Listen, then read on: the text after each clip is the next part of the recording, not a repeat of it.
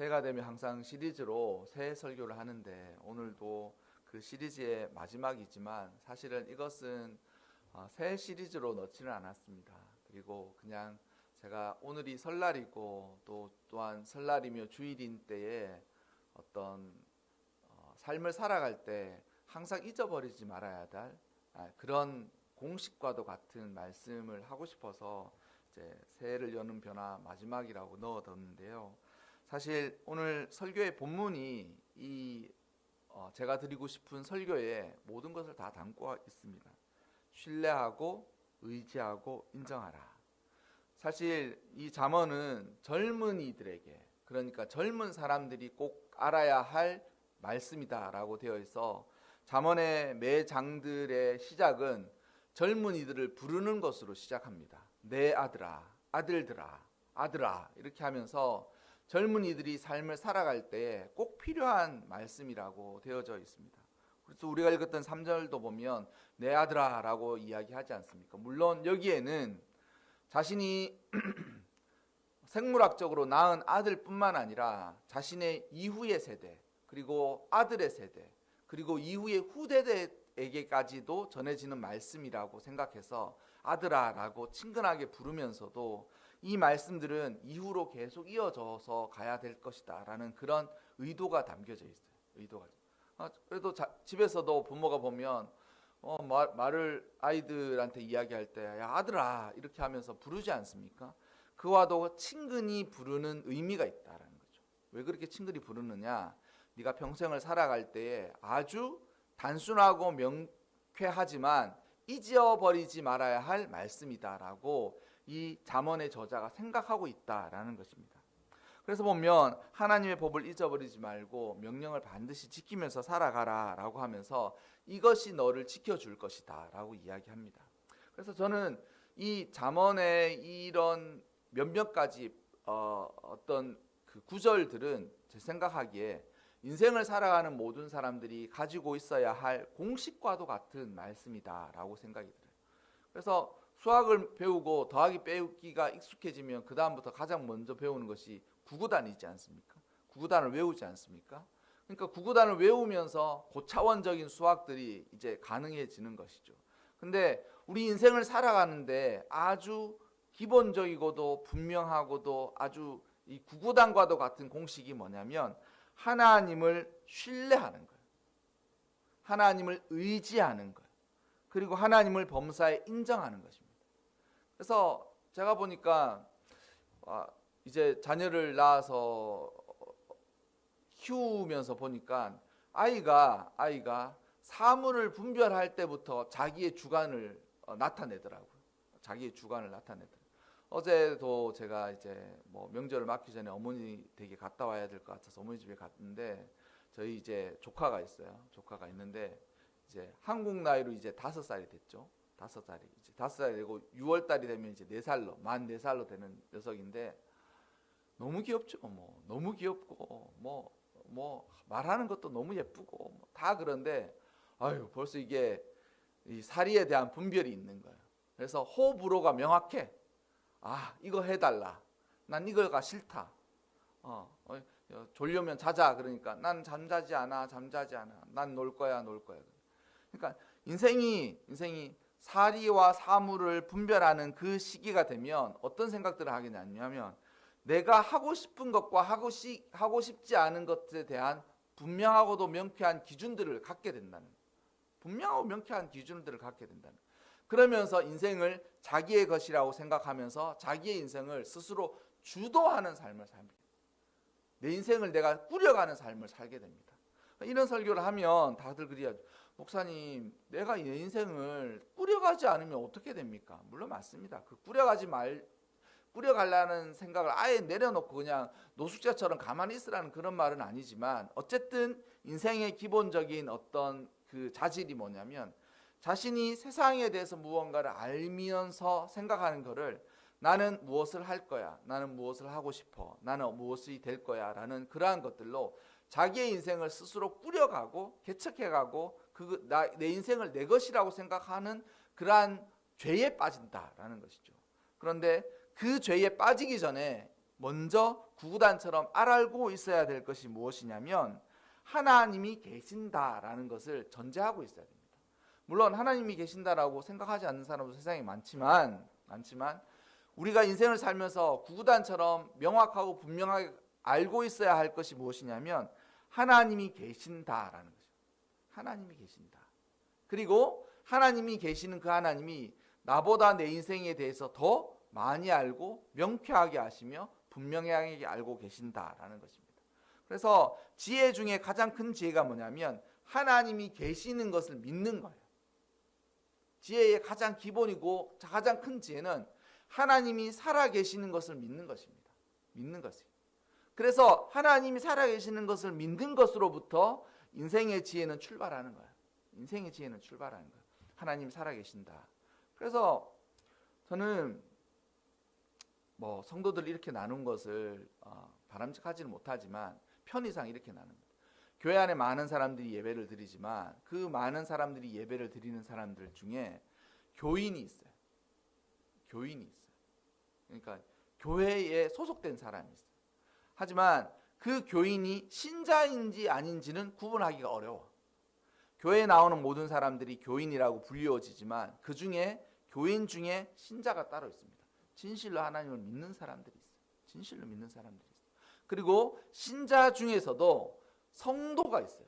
그럼 성도가 우리 다 성도라고 불러주지 않아요. 그런 말의 성도가 아니라 신자 중에서도 교회에 합치되는, 교회가 뭐냐면 하나님의 백성들이 모인 곳이잖아요. 그럼 모였으면 흩어져 있는 게 아니라 모여서 성도의 본분을 하는 사람이 있어요. 신자 중에 성도의 본분을 하는 사람이에요. 그래서 교회는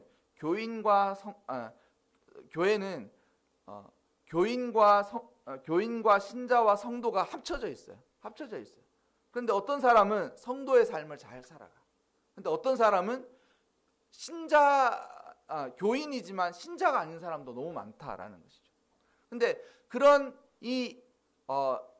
불가피하게 나누는 교인, 신자, 성도에 대한 기준이 무엇이냐면 교인에서 신자로 넘어가기 전에 하나님을 꼭 만나게 됩니다.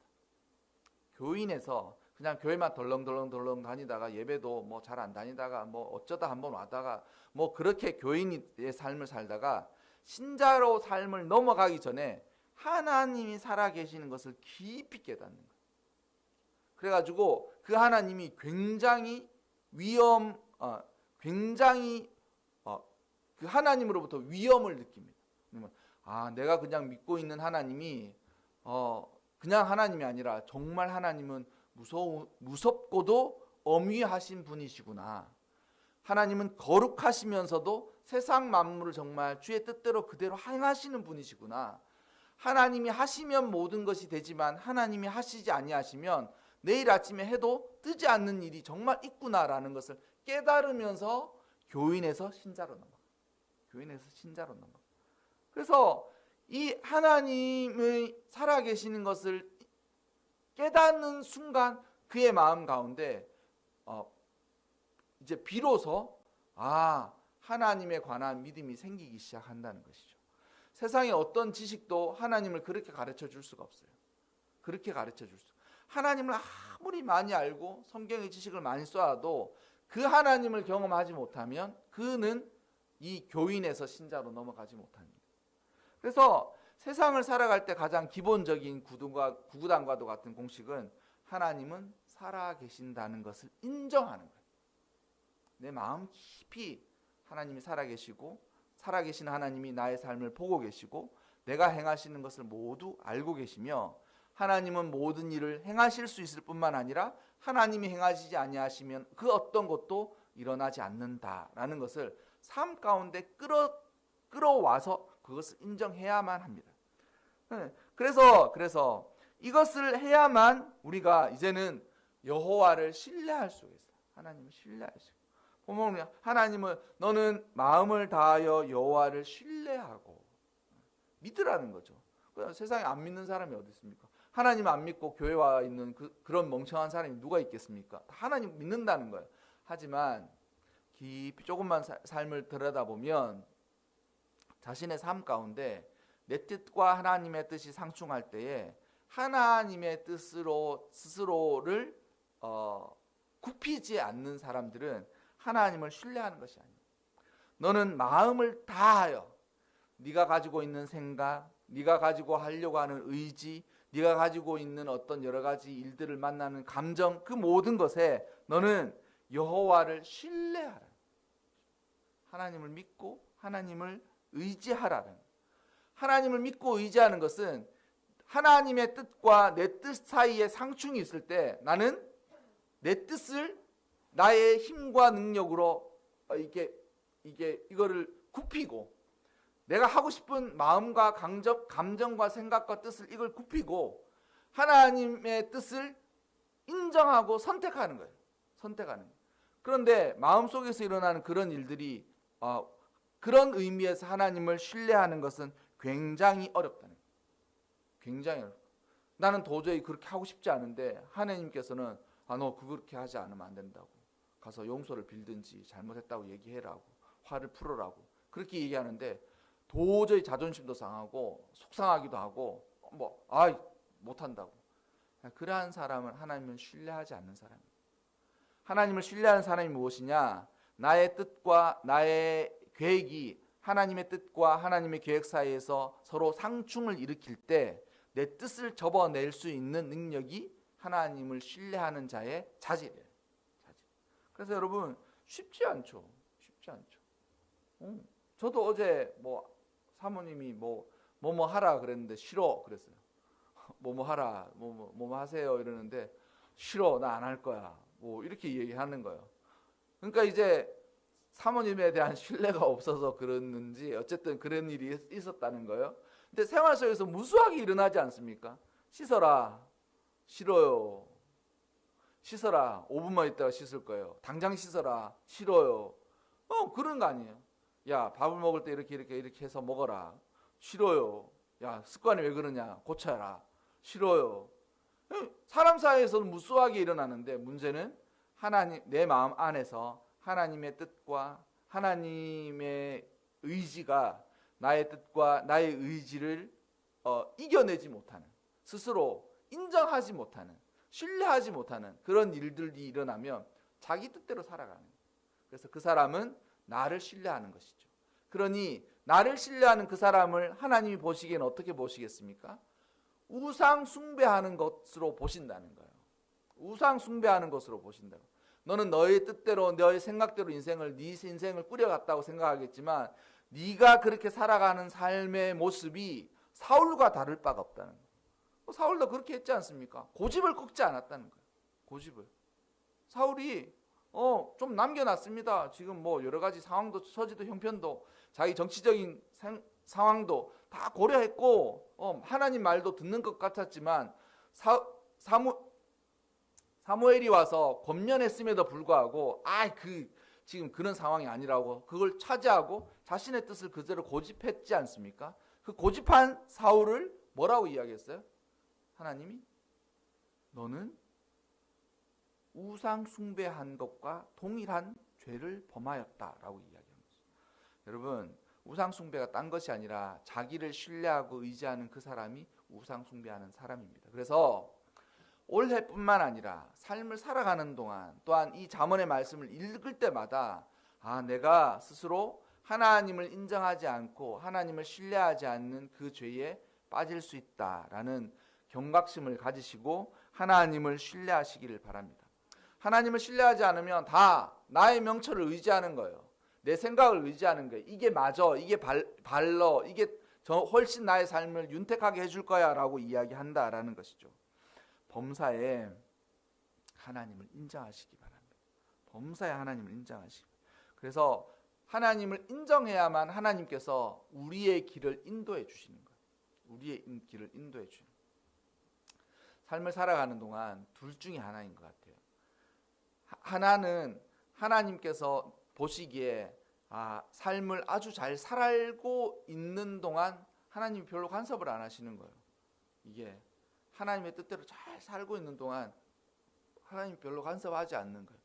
근데 희한하게도 이 말을 들으시고 무슨 아이러니한 말씀을 하시는지 모르겠다고 얘기하실 수 있는데, 내가 내 고집으로 내 삶을 막 꾸려가고 내 삶을 따라가잖아요. 근데 그럴 때도 하나님이 가만 계셔요. 그럼 하나님 항상 가만 계십니까? 그렇진 않은데 이게 그렇더라고요.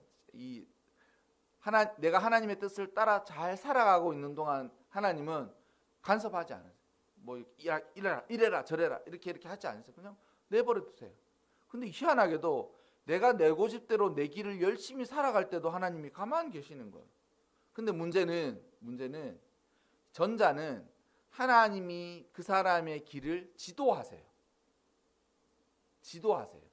길을 가는 동안 혹시 잘못된 길을 가려고 하면 그 길에서 간섭하시고 자신의 뜻을 가리키시고, 또한 하나님의 놀라운 뜻이 있어서 이게 맞긴 하지만 하나님께서 둘러가게 하실 때에도 그러한 일들을 간섭하셔요.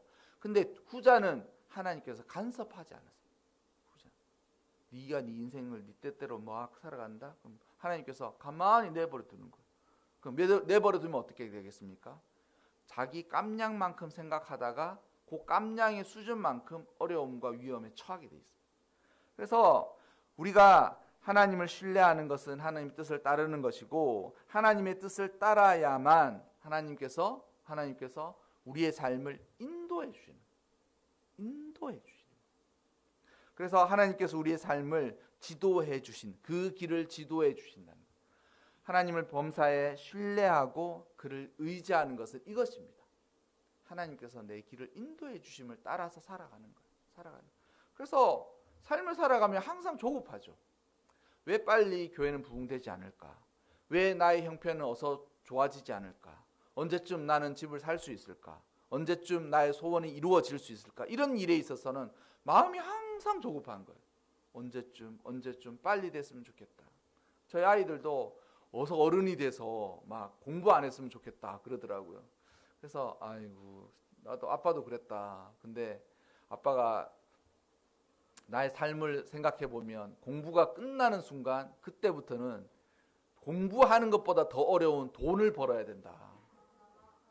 공부가 끝나는 순간 그때부터는 돈을 내면서 공부하는 그게 아니라 이제는 삶을 살아가기 위해서 끊임없이 돈을 벌어야 되는데 너 죽을 때까지 그 일을 해야 된다. 아빠가 살아보니 그러더라. 나도 너 때 그런 생각을 했는데 돈 벌고 막 차도 사고 집도 사면 좋을 것 같았는데 그거 생각보다 그렇게 쉽지 않다. 우리가 삶을 살아갈 때 나의 소원은 항상 마음이 조급해. 어서 이루어졌으면 좋겠고 어서 좋아졌으면 좋겠고 아이들이 마치 어서 컸으면 좋겠다는 그런 생각을 가지는 것처럼 그렇게 이렇게 조급한 거예요. 근데 이게 내가 뜻하는 대로 내가 조급한 만큼 삶이 다가오지 않으니까 이런 것에는 항상 조급하는 거예요. 연봉은 언제쯤 오르게 될까? 뭐 우리 자녀들은 또 언제쯤 결혼을 하게 될까? 뭐 이런 문제, 여러 가지 산적한 문제는 언제쯤 풀려질까? 이런 생각들을 하는 거예요. 여러분, 그런 생각들을 하지 않을 수는 없지만 하나님을 그 순간에 내가 의지하고 있는지를 생각해 보십시오. 하나님을 의지하여서 하나님의 지도를 따라 살아가고 있으면 정상적인 속도를 따라 살아가는 거예요. 길을 갈 때 대부분 모든 공도에는 그 길을 갈 수 있는 속도가 정해져 있습니다. 학교 앞에서는 30km, 그리고 보통의 일반 도로에서는 50km, 고속도로에서는 80km, 그리고 가장 빨리 달릴 수 있는 곳에서는 110km 딱 정해져 있어요. 그 이상 달리지 못하게 되어 있습니다. 그러니까 우리 삶에도 하나님이 우리 삶을 지도하시면 삶이 느린 것 같지만 하나님의 뜻을 따라서 살아가는 동안은 그 정상적인 그 속도를 잘 맞추어서 살아가는 거예요. 물론 나는 80km인 도로에서 120, 130, 140 밟고 싶죠. 사람들이 그렇게 밟지 않습니까?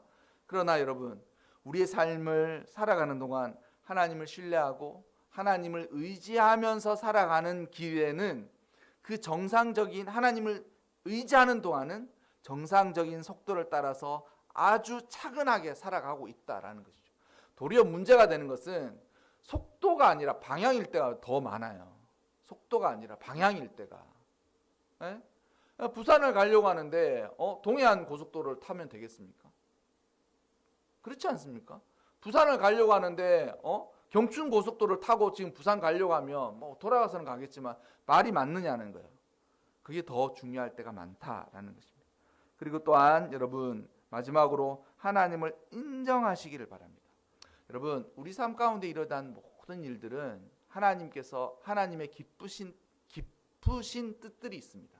근데 단지 그것을 어떤 때는 빨리 알 수 없을 때가 있고 이 모든 것들이 다 알게 되었을 때 놀라운 하나님의 뜻들이 숨겨져 있었다는 것을 인생을 살고 나서 알 수도 있는 것들이 많아요. 그런데 여러분 우리가 삶을 인정하는 것은 내가 지금 살아가고 있는 이 삶이 하나님이 내가 하나님의 뜻을 따라서 살아가고 있다면 이것은 하나님의 기쁘신 뜻 안에서 감사하면서 살아가야 한다라는 거예요. 그리고 감사하면서 살아가면서 결국 무엇을 알게 되느냐?